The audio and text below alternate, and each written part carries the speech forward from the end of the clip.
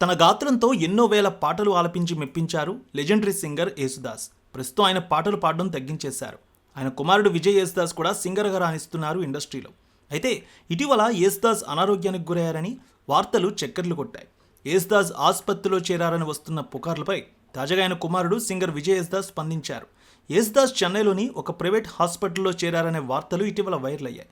వృద్ధాప్యం కారణంగా అనారోగ్యంతో యేసుదాస్ ఆసుపత్రిలో చేరారని కొత్తగా వార్తలు పుట్టుకొచ్చాయి. 85 ఏళ్ల లెజెండరీ సింగర్ ప్రస్తుతం పలు లైవ్ షోలు ఇస్తూ ఉన్నారు. ఈ క్రమంలో ఆయన కుమారుడు విజయ్ యేసుదాస్ తన తండ్రి అనారోగ్యంతో ఉన్నారనే వార్తలపై వివరణ కూడా ఇచ్చారు. అసలు ఈ వార్తల గురించి ముందు తెలిసి నేను షాక్ అయ్యాను. తన తండ్రి ఆసుపత్రిలో చేరారనే వస్తున్న వార్తల్లో అస్సలు నిజం లేదు. ఆయన బాగానే ఉన్నారు.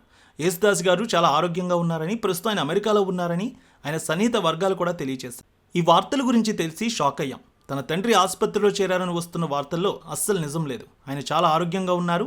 ఆయన చాలా సంతోషంగా ఉన్నారు. ప్రస్తుతం ఆయన అమెరికాలో ఉన్నారని, ఇలాంటి వార్తలు ఎలా పుట్టిస్తారో కూడా అర్థం కావడం లేదంటూ ఆయన బాధపడ్డారు. సన్నిహిత వర్గాలు కూడా ఇదే విషయాన్ని తెలియజేశాయి. దయచేసి ఇలాంటి వార్తలు ఎవరూ స్ప్రెడ్ చేయొద్దనే విషయాన్ని కూడా చెప్పారు.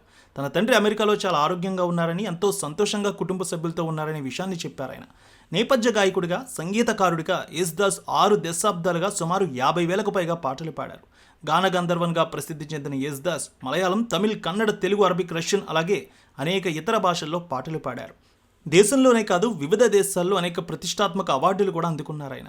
8 జాతీయ అవార్డులు ఉన్నాయి. కేరళ, తమిళనాడు, ఏపీ, కర్ణాటక, వెస్ట్ బెంగాల్ నుంచి రాష్ట్ర ప్రభుత్వ అవార్డులు కూడా అందుకున్నారు యేసుదాస్.